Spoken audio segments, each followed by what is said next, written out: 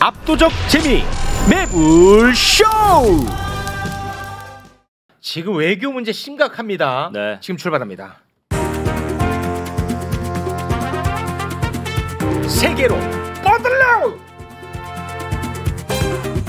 고림레오 아니고 뻗을래요. 고림레오 안 돼. 뻗을래요. 나홀로레오 아닙니다. 패싱레오 안 돼. 아유 진짜 그렇게 말씀을 드려도 네. 한번 만나보겠습니다. 대한민국 그야말로 최고의 전문가분들입니다. 바빠서 좀 그게 저는 불만이 많습니다. 김준윤 교수님 어서 오십시오. 네, 안녕하십니까. 네, 반갑습니다. 심각한 상황이니까요. 잠시만 기다려주시고요. 예, 외교, 안보, 군사 전문가 화요일만큼은 이분은 묵직하게 여러분 앞에 섭니다. 김종대 의원님 어서 오십시오. 네, 하여간 화요일은 좀 근엄하고 정직하게 네. 김종대입니다. 금요일은 온갖 거짓입니까? 그러면 좀 놀고 그냥 이렇게 쓰리 쿠션으로 쓰리 이렇게 쿠션으로. 좀 네. 오늘은 이제 좀 엄중하게 정직하고 직설적으로. 네, 고맙습니다. 네.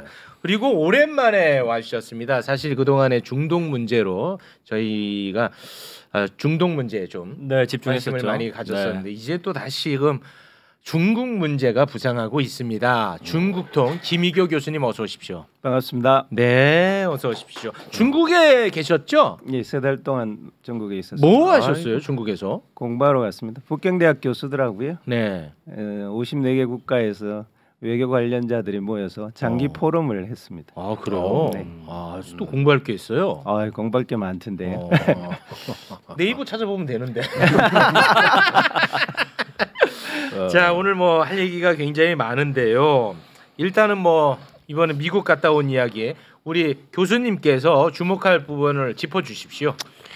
예, 뭐 외교 나갔다 하면 사고를 치니까 네. 위기이고 외교 큰일 났다고 얘기하는 게 이제는 약간 익숙해진 것 같아요. 그게 문제예요. 무덤덤해지는 사이에 나라의 전체적 이익은 계속 까먹고 있고 말씀하신 것처럼 계속 이게 외교를 그렇게 비유하거든요. 그냥 카페트 밑으로 끌어 쓸어 담는다. 뭐냐하면 그게 불룩해가지고 카페트가 무너질 때까지 넣어놓고 문제는 나중에 발생한다는 거예요. 오히려 외교 문제는 쌓였다가 치명적인 것으로 이제 커진다는 문제인데 저는 그런 걱정이 됩니다. 왜냐하면 제가 작년부터 그런 표현을 했거든요. 이 정부는 돌격 앞으로다. 전이대다. 그러니까 미국하고 일본이 밀어가지고 돌격 앞으로 했는데 신나게 돌격 앞으로 했는데 뒤에는 미국하고 일본도 없어요. 그럼 진짜 그렇게 됐죠. 진짜 그렇게 돼버렸잖아요. 그 말씀을 계속 하셨잖아요. 계속했잖아요. 지금 딱 그게 지금 이번에 에이펙이잖아요. 그러니까 미국하고 시진핑은 화해하고 때릴 때는 신나서 제일 앞에서 망나니 칼을 휘두르다가 지금 뭐 칼 갖고 있는 거 우리밖에 없고 뒤에서 지금 손잡고 있잖아요. 아니 근데 이번에 미국에서 그 사달이 났잖아요. 근데 그거 와가지고도 또 중국 그 대만 문제 계속 바로 또 얘기했잖아요. 그리고 우리가 그 핵심을 잡아야 되는 게 뭐냐면 미국도 때릴 때는 대만 문제, 그다음에 저기 낸시 펠로시 전 민주당 그 하원 의장이 가가지고 대만 문제 때문에 시끄러웠는데 그걸 잠재운 게 누구냐면 이게 6월에 갔던 블링컨입니다. 6월이 가면서 뭐라 그랬냐면 우리는 대만의 독립을 지지하지 않는다는 게 키였어요. 정반대 메시지. 한국은 얘기를 안 하잖아요. 한국은 계속 대만에 대해서 중국에 간섭하는 것만 보여주고 한쪽은 대만 회협의 안정이라 그럴 수 있어요. 그럼 반대편에서는 미국처럼 우리는 한중이 그 정상화할 때 약속했던 게 하나의 중국이거든요. 그 얘기도 같이 해야 되는데 그 얘기는 안 해요 또. 그러니까 못 만난 거고. 그러면 이번에 중국에서 안 만나준 거는 맞아요? 제가 이것도 말씀을 드렸잖아요. 중국은 생각도 안 하고 있는데 한국은 마치 만날 것처럼. 중국은 아예 그냥 생각도 안 했어. 중국 순회 공연은 나중에 갔다 오신 분한테 물어보시면 알 때 중국은 전혀 생각도 안 하고 있고 한국의 어떤 전격적이고 확실한 중국에 대한 체면을 세워주고 아까 말씀드린 그런 얘기를 하지 않으면 중국은 한국 관계하고는 동결이다. 아무 관심 없다 해요 지금은. 큰일이네. 그런데 지금 보면 아니 48초 날리면 많다. 아니 그때 48초. 작년에 48초고 지금 64초거든요. 48초를 회담이라고 했던 사람들이에요. 왜 64초를 회담이라고 안 해요? 그러네. 더 했는데 16초나 더 했는데 왜 회담이라고 안 우겨요? 그러네. 확대 회담이요. 앞뒤가 달라요. 그러네. 화가 나요. 네. 아니 그러면 진짜 짧게 하나 확인 팩트 체크 좀 하고 가겠습니다. 지금 우리나라만 중국과의 정상회담 하지 않은 게 이제 뉴스가 되지 않았습니까? 거기에 대해 대통령실에서는 전략적으로 만나지 않았다. 그러니까 우리가 뭔가 주도권을 갖고 우리의 전략으로 만나지 않은 것처럼 얘기를 했는데 실상은 어떻습니까? 중국 내부 문건을 읽어보면 이제 방금 말씀하신 대로 미국은 그 1년 동안 정상회담 추진하려고 노력을 해왔거든요. 노력했구나. 고위청들을 계속 파견을 했었고요. 상원 하원 이장까지 갔었습니다. 그래서 이번에 성사된 거고 일본도 왕이 부장이 미국으로 건너갈 때 정상회담이 있을 것이라고 예측을 하고 고위청이 움직여서 회담을 성사시켰어요. 그런데 발빠르네. 진짜. 한국은 언제 회담을 하자고 요청했냐면 정상회담 미중 간 정상회담이 결정되고 나서 중국에 요청을 했다는 거예요. 와, 그 기분 나쁘지. 기분 나쁜 건 둘째치고 그 정도 되는 사람들이 그 시간이 되면 정말 시간이 없거든요. 그래서 3분 남았을 때 그걸 준 거랍니다. 그러니까 이번에 이제 미국하고 정상회담 하는 거 보고 야, 우리도 큰일 났다 싶어서 그때 제안을 했고 그나마 시간 남는 게 3분 남아갖고 그 만남이 이루어졌다. 와, 외교를 이렇게 한다고? 조금 더 심각한 게 이게 조금 더 심각한 게 기본적으로 이게 그냥 외교의 실수나 이번 타이밍을 놓친 문제가 아니고요. 지금 외교를 맡고 있는 사람들의 사고는 뭐냐?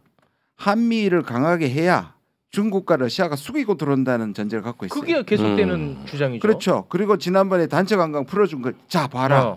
우리가 중국한테 그러니까 되지 않느냐? 되지 않느냐라고 바로 그렇게 착각하고 인식도 잘못하고 대응도 잘못하다는 게 지금의 가장 큰 문제점이에요. 그러니까 갔다 와서 못 만나놓고 그다음 와가지고 또 중국 또 대만 얘기를 하고 중국을 또 자극했단 말이에요. 네, 또 중국이 왜 만납니까 한국을? 그런데 여기서 제가 철이 없는지 모르겠습니다만 좀 그래도 희망 여론 굴려야 되니까 그런 와중에도 3분 시간 내준 거는 그래 한국의 변화에 그래도 희망을 건다는 거 아닙니까? 일단 한국이란 국가의 위상이 중국이 깡그리 무시하기에는 너무 크고요. 두 번째로는 여전히 중국으로서는 중요한 국가이기 때문에 기회를 계속 주고 오고 있는 거라고 보여지는데 방금 말씀하신 대로 한국 외교가 이제 우리가 미국하고 계속 그 강화를 하면 계속 외교 관계를 강화하면 중국이 알아서 잘해줄 것이다 이런 판단을 중국이 이미 읽고 있고요. 알고 있어요. 중국은 어떻게 판단하냐 하면 그렇게 되면 한국은 전략적 자율성이라는 게 전혀 없는 국가이기 때문에 한국하고 만날 필요가 전혀 없고. 자, 잠깐 전략적 자율성이 없다는 게 너네는 어차피 미국 일본 말 듣는 거 아니냐 이런 거예요? 미국 말 듣는 거기 때문에 상대할 필요가 없다고 생각하는 거고요. 연수가 안 되는 거네. 이번 정상회담도 딱 그 결과가 나타난 겁니다. 미국하고 다 결정했죠, 사실은. 그 구체적인 결정이 뭘지는 좀 이따 말씀하시겠지만 미국하고 이미 다 결정했고 한국은 앞으로 거기에 따라가는 일밖에 안 남게 된 겁니다. 아니 이게 왜 뼈아픈 건가를 조금 설명을 드려야 될 것 같은데요. 그 이스라엘 하마스 그 전쟁이 일어났을 때 미중 협력이 가장 돋보였습니다. 지금 중동 정세가 안정되는 데는 중국의 역할이 상당히 커요. 그래요? 예, 일단 바이든이 시진핑한테 중재를 부탁했고 그래서 그 부탁을 받고 중국이 중동 특사를 이란에 보냈다고. 그래가지고 이란한테 확전하지 말도록 이때 이 두 강대국 간의 중동의 그 확전 방지에 대한 공동의 이익을 갖고 굉장히 협력적으로 움직인 게 그나마 지금 중동 사태에 있어서 위험을 억제해온 겁니다. 그러면은 지금 이번에 에이펙에서의 그 미중 정상회담은 특히 기후 협력 같은 데서는 큰 성과를 이뤘어요. 기후 위기 협력이 앞으로 저 석탄 에너지, 그 재생 에너지 확대 이런 것들 이제 많이 합의가 됐고 다만 무역이 좀 아쉬워서 그렇지 군사 한 라인도 복구가 됐습니다. 미중 이게 회복이 된 거예요. 낸시 펠로시가 그 대만 가서 단절된 이제 군사 라인이 다 복원이 된 거거든요. 그러니까 이러면서 일본이 또 중국을 만나고 이러면서 이 협력의 분위기가 이 국제적인 질서의 불안정성을 막는 하나의 어떤 그 안전판을 마련해 나가고 있는 과정이고 매우 소중한 회복의 과정으로 접어든 겁니다. 여기에 우리가 빠져 있다는 거예요.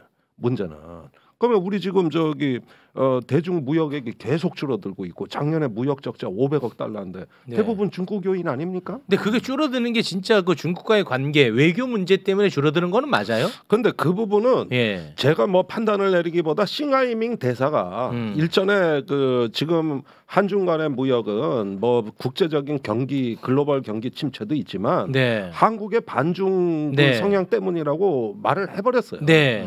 그러니까 어느 정도의 영향이냐 평가하기는 어렵지만 네. 이게 경제도 걸림돌이다. 그다음에 경제 안보란 말을 했지 않습니까? 네. 아니 이제는 경제 논리가 안보 논리에 종속된 거예요. 정치 논리에. 그러니까 정경 유착이 돼버린 거예요. 정경 분리를 해야 되는데 이렇게 되면 앞으로 기업이 어떻게 예측 가능성을 갖고 중국에 투자합니까? 그게 됩니까?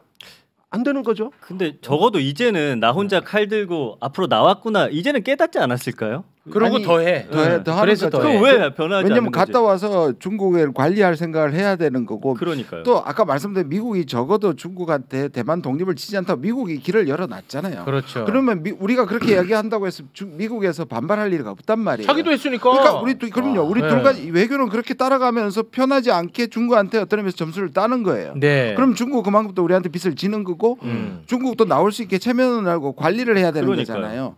우리는 계속 미국은 중국 한 방향이라고만 생각하는데 바로 또 바이든은 돌아서서 독재자라 그랬잖아요. 네. 무슨 말이냐면 두 가지 무기를 항상 가지고 있어야 돼요. 때로는 그 무기가 다양할수록 좋은데 우리 정부가 가지고 있는 지렛대는 하나도 없고요.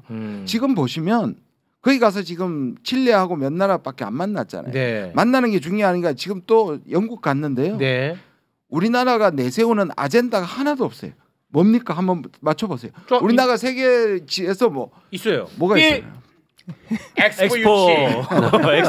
죄송한 말씀이지만 나는 별로 가망성이 없어 보이거든요. 아 그런 얘기 왜요? 그런데 며칠 남지도 않았는데. 그런데 뭐 그거다 치고 그런데 우리가 그러니까 국제에서 기후 문제라든지 또는 평화 문제라든지에서 우리 목소리가 아까 전략적 자율성도 얘기하셨지만.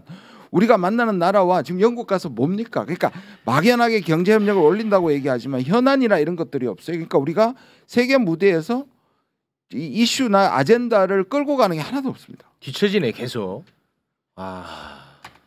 그러니까 이게 문재인 정부가 텄으면 디지털 민주주의와 참여 방역, 그 보건이라든가 한국 민주주의 같은 것들은 굉장히 세계적으로 굉장히 우리가 그 글로벌의 리더급으로 갔던 거 아닙니까?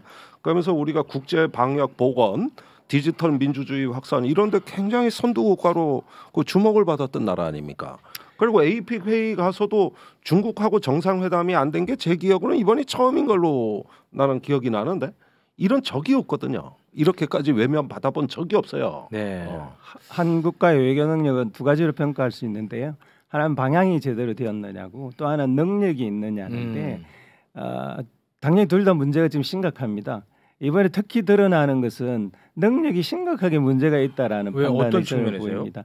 이제 미중 정상회담 끝나고 나서 아펙 회의 끝나고 나서 바로 영국 가면서 텔레그래프하고 인터뷰를 했죠. 여전히 가치 외교, 규범에 의한 질서 이런 걸 이야기하고 있거든요. 네. 이거는 미중 정상회담의 결과를 전혀 이해를 못하고 있는 거예요. 지금 미국은 이미 이 신능전 시스템을 버리려고 하고 있는데 중국과 충돌을 더 이상 안 하겠다라는 쪽으로 갔어요. 그래서 군사회담을 하는 거고 대통령 다시 만나기로 했고 또 심지어 워킹그룹까지 결성을 하기로 했거든요.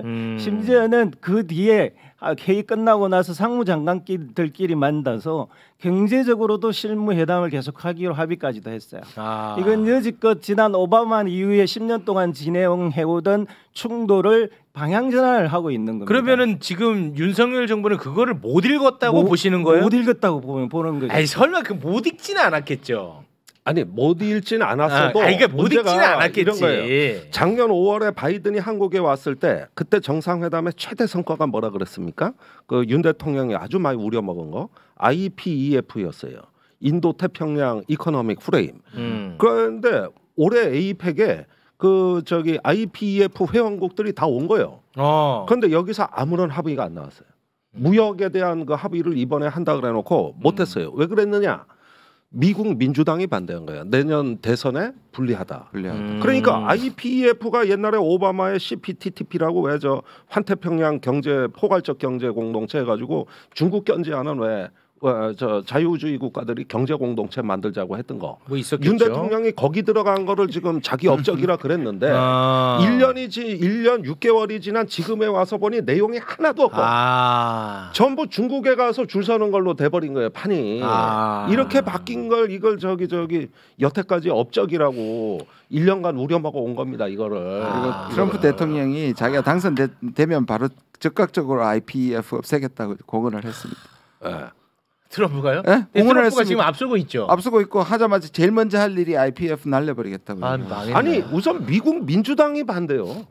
그러니까 이런 걸 띄워서 윤 대통령 괜히 허파에 바람 넣어놓고 자기들은 빠졌어. 다 빠져버렸고 도망갔어. 자 그러면은 이제는 뭐 아까 못 읽었다고 말씀하셨는데 방향 전환에 대해서 이제는 오늘은 아마 알겠죠. 이제는 그러면 결국은 이제 보고원에 시그널을 이제 아니까 윤석열 정부도 뭔가 이제 움직여야 될 거 아니겠습니까? 한중 정상회담 가능성 뭐 이런 거 좀 희망적인 얘기도 좀 한번 해보세요. 그러니까 무능뿐만 아니라 방향도 문제라고 제가 말씀드리는 것은 누구의 어떤 집단에 의해서 추동되고 있는지는 뭐 분석을 해봐야 알겠지만 이 지금 현 정부는 중국과 적대적 진영 구축하는 것에 굉장히 진심어려 있습니다. 그거는 뭐 그동안에는 맞아요. 그렇게 해왔죠. 진짜 그렇게 해왔죠. 그리고 이번 회담 추진하는 과정에서도 중국과 회담은 필요 없어라고 하고 있는 것 같고요.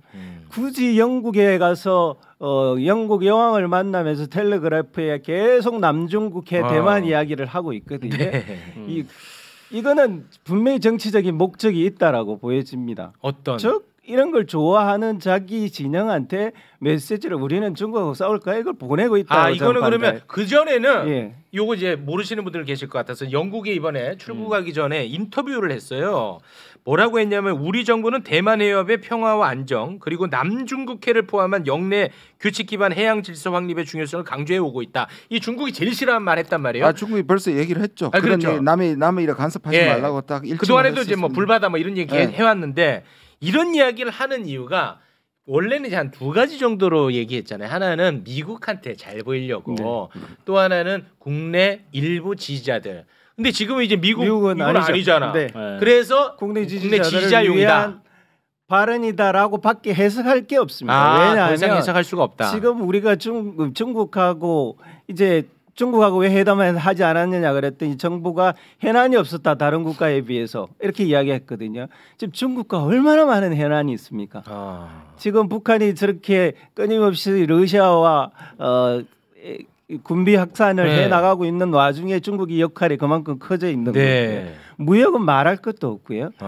그리고 입으로도는 늘 중국과 협상이 필요하다라고 말하고 있는 이 시점에 아페과 같은 회의에서 자연스럽게 아젠다를 꺼내야 되는 게 너무나 당연하지 않습니까? 일본도 그러는 와중에 아젠다 수산물 철회해달라는 아젠다를 갖고 끊임없이 하소연해서 만났지 않습니까? 중국 그 정상회담에도 그걸 얘기했더만요. 그렇게 볼 때 전략적 호혜 관계라고 아주 분위기 좋았어요. 좋았어요? 전략적 호혜 관계를 같이 발전시키려고 양 정상이 합의. 그러니까 일본은 미국하고 있을 때는 중국하고 러시아를 때려요. 근데 중국하고 러시아 만날 때는 입에 혀처럼 굽니다. 그렇게 외교를 해요. 근데 저는 김희교 교수님 분석하고 비슷하게 해왔는데 뭐냐면 이게 국내 선거 전략하고 연결이 돼 있습니다. 그거 말고는 없어요? 그러니까 제가 보기에는 이 정부는 두 부류로 구성이 되어 있습니다. 기본적으로 확신범들이 존재합니다. 뭐냐하면 철학적으로 세계관 자체가 일본의 극우와 미국의 네오콘이 닮아 있는 행동 대원들이 있고요.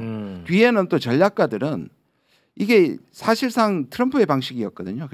트럼프는 중도 확장이라든지 다른 편의 전체의 대통령이 되는 정책을 한 번도 한 적이 없습니다. 오히려 30%에서 35%에 해당하는 이 콘크리트 지지자들에게 유리한 정책만 하면 그들을 투표장에 이끌어내서 이길 수 있다는 게 확신이고 그게 먹혀갔다고 생각을 하거든요. 제가 보기에는 한국에도 그런 전략을 쓰는 것 같아요. 그래서 예를 들어서 한중 관계가 나빠지고 한러 관계가 나빠져도 지지자들은 중국, 러시아 탓을 하지 이 정부 탓을 하지 않는 거예요. 그러니까 나라의 국익이 망가져도 정치적으로는 손해볼 수 없는 계산을 하고 있는 겁니다. 트럼프는 그러면서도 자국의 이익은 챙겼잖아요. 그러니까 우리는 그것조차 없잖아 지금. 그게 굉장히 다르죠. 지금 이제 여기 댓글에 30%도 네. 야 그러면 너가 중국 가라 그렇게 중국이 좋으면 북한 가라 뭐 이런 걸들. 네, 30%. 제가 이렇게 얘기하면 바로 친중, 예. 친중 친북좌파. 아니 그런데 그 대통령이 북중러 연대를 굉장히 과소평가한다. 여기에서 일단 저는 좀 판단력에 공백이 있다고 보고 실제 텔레그래프 인터뷰도 보면 북러 하는데 중국은 안 할 거야. 뭐 아예 자기가 단정을 해요. 네, 그런데 사실 진짜 그러냐? 이게 사실관계가 맞느냐? 이런 부분들 굉장히 중요합니다. 그리고 지금 저기 9.19 군사합의 무력화도 미국은 내키하지 않습니다. 사실은 맞아요. 저번 미국 원하지 않습니다. 11월 3일 날 한미 연례 안보 여부에서도 미국은 경청만 했다 그랬는데 네. 그 경청했다는 뜻은 동의했다는 뜻이 아니라는 얘기예요. 아, 그래요? 그러니까 이 군사합의서 무력화도 지금 김준영 교수님 얘기하신 그 세계관에서 나오는 거거든. 그러니까 이렇게 해가지고 이 동아시아를 갈라치고 그러려면 이제 남북한 간에도 사실은 어떤 적절한 긴장이 도움이 된다고 보는 것이죠. 와 설마 그렇게까지 갈까? 아니 보십시오. 와. 이제 우리가 드론 띄우면 북한은 드론 없습니까? 저쪽 안 띄웁니까? 우리 작년 12월에 5대 당했습니다. 네. 그것도 아주 조잡한 드론. 그 중에 한 대는 용산을 뚫고 대통령실 뚫렸습니다. 뚫렸습니다. 네. 아니 저쪽은 드론이 없습니까? 그다음에 서북 해역에 이제 대형 함정을 올려보낼 것 같은데 저쪽에 해안포 다 개방할 겁니다. 문재인 정부 이전으로 돌아가는 거예요. 기억해 보십시오. 목함지뢰 사건, 연평도 포격 사건, 또 그 전에 천안함까지. 그러니까 이런 부분들의 이 장치가 없어지게 되면은 자연스럽게 그런 군사적 긴장이 이런 진영 논리가 확산되는 적절한 연료를 제공하는 것이죠. 그게 다 이어지는 거예요. 지금 이번에 저기 정상 간에 핫라인을 했잖아요. 이상한 조짐이 생기면 확인하게 서로 핫라인을 소통했는데 우리는 끊어버리지 않았습니까?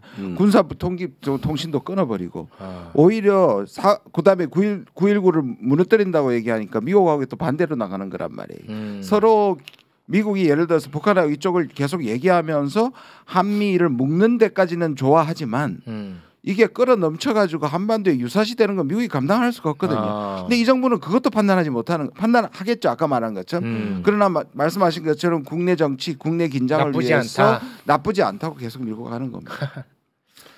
아니 알겠습니다. 그래서 얻게 되는 이익이 훈련 조금 더 하는 거하고 드론인데 그 군단급 드론 그거 아주 그 성능이 낮은 재래식 드론이에요. 지금 거기에 국가안보에 목을 매는 게 이게 전략가들의 품격입니까 이게? 네. 큰 전략적인 어떤 그 아젠다가 많은데. 네. 예.